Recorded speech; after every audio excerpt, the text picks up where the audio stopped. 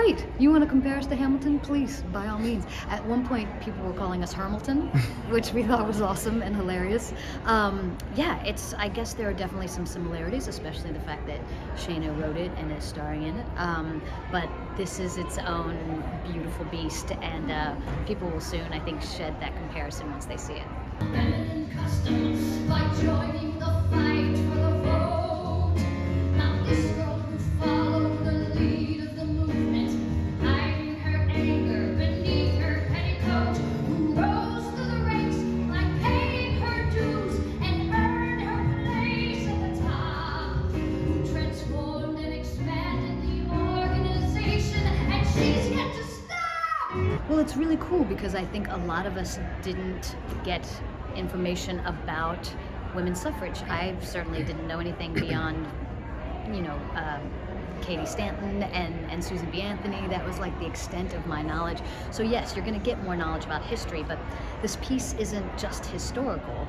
It's about the relationships within the movement, which makes it really exciting and crackle. So you're going to get a piece of history, you're going to get some information that you don't know. You're also going to get to see how it's still very relevant today, how we're still fighting for women's rights, but you're also going to get the interpersonal relationships of these women fighting for the same thing.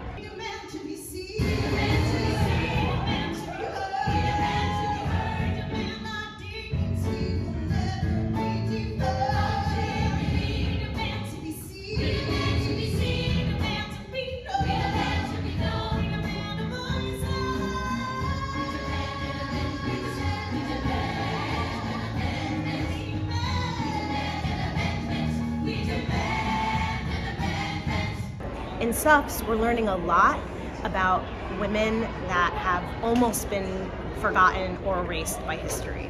When you ask people about the women's suffrage movement, most people, I think, would say Elizabeth Cady Stanton and Susan B. Anthony. And those women, while incredible, had passed away by the time the 19th Amendment was passed. And so I want the world, American children, grown-ups, people all around the world to know the names of the women who really carried that, to make a sports metaphor, carried the ball across the goal line. Parts about working at Suffs is just being a part of the all-female creative team of my trains, our intrepid leaders, Rachel and Jill Furman, and our phenomenal co-producers, Secretary Hillary Rodham Clinton, and the Nobel Peace Prize laureate Malala Yousafzai. Is it nerving to see Hillary Clinton out there looking at your performance? Yes, it's both nerve-wracking and exciting. It feels like, of course, we would be performing something for a woman who has broken so many glass ceilings herself, and it feels like we're doing our best to honor the work that she's done as well.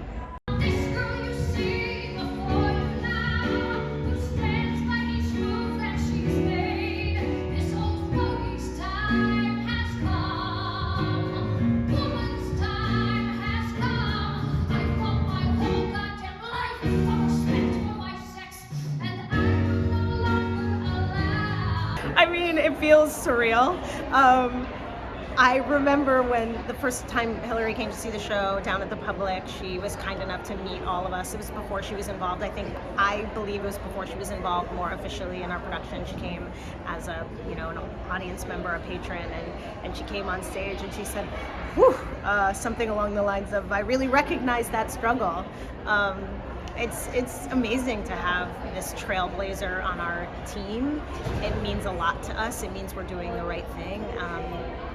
We're telling her story, hers and ours, and the women in past generations, our ancestors, and also future women.